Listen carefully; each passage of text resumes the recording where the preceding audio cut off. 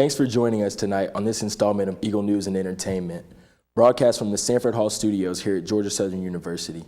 I'm Ed Collins. Tonight we're updating you on the latest news in Kenya, where 15 people have been killed by a gunman on a college campus. We also have more on a controversial heart transplant patient that died earlier this week in a high-speed police chase. And we've got an exclusive look at the newest exhibit at the Georgia Southern Museum. Earlier this morning, a gunman attacked a college campus in Kenya. At least 15 people have died and dozens more were wounded. An unknown number of hostages have also been taken. Al-Shabaab, an Islamic terror group, has taken responsibility. This is the same group that attacked a mall in 2013 in Kenya, killing 67 people. CNN will have continuing coverage and updates throughout the night. Closer to home in 2013, Roswell teen Anthony Stokes was rejected from an Atlanta hospital's heart transplant list. His family contacted the media after the hospital said Stokes has a history of non-compliance and would not be a good candidate. After being in headlines for a week, the Children's Healthcare of Atlanta gave him a new heart. On Tuesday, Stokes was in a police chase after a carjacking and burglary attempt. The chase ended fatally when Stokes' car hit a pole.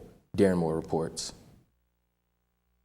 This is 17-year-old Anthony Stokes. 2 years ago, he gained national attention after Children's Healthcare of Atlanta first rejected him as a heart transplant candidate after learning he had a juvenile record.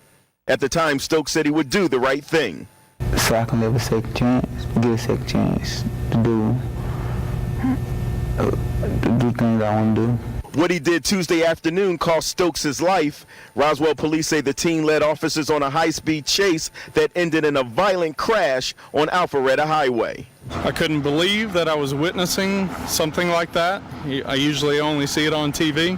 Police says Stokes' crime spree started at Perimeter Mall with a carjacking. Then he drove to Alpine Drive in North Fulton County and broke inside a house. A lady said a person kicked in the door to break into her house.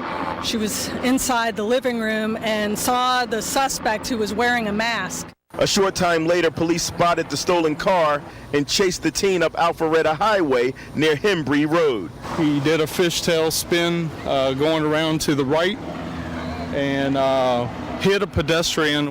2 years ago, Stokes was given a second chance at life when doctors gave him a new heart. I want to thank them for giving me the opportunity to live. But Stokes died from his injuries after going on a day-long crime spree. Thanks, Darren. In local news, the Georgia Southern Museum has just welcomed a new exhibit. Dr. Brent Tharp, museum director, talked with one of our E&E reporters about the Great War that changed the world. The Great War that changed the world, 1914 to 1918, is the newest exhibit at the Georgia Southern University Museum.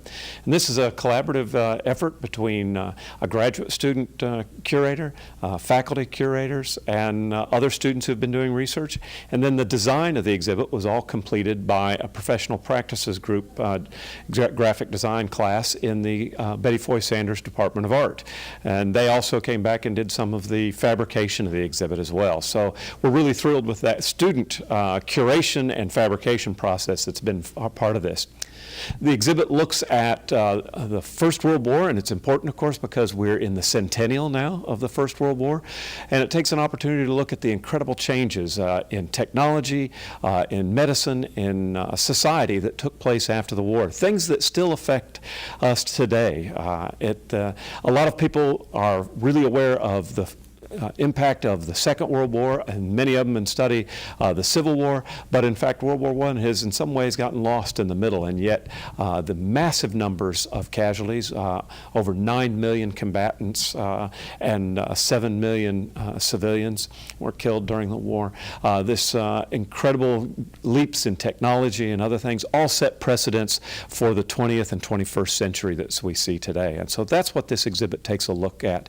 We've got an incredible group of artifacts in here from the community members and faculty members, as well as some fantastic design and opportunities to really put the First World War into a better perspective and better context. So we hope you'll come out and see the exhibit. It's open from now all the way until January of next year, and we'll keep an eye out for other programming and things that'll be going on about the First World War as we continue.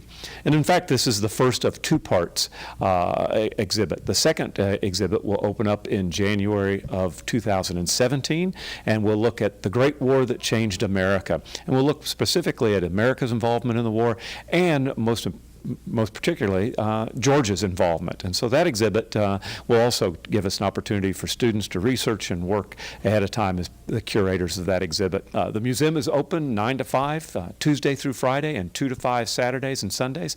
It's free to all of our Georgia Southern University students, so we hope you'll come in and see this exhibit as well as our others, the Hall of Natural History and an exhibit that we have up right now on the archaeology of the prisoner of war camp at Camp Lawton out at Magnolia Springs. Thanks for joining us tonight for this E&E update. I'm Ed Collins, and from all of us here at Eagle News and Entertainment, have a great evening and weekend. We'll see you back here Monday.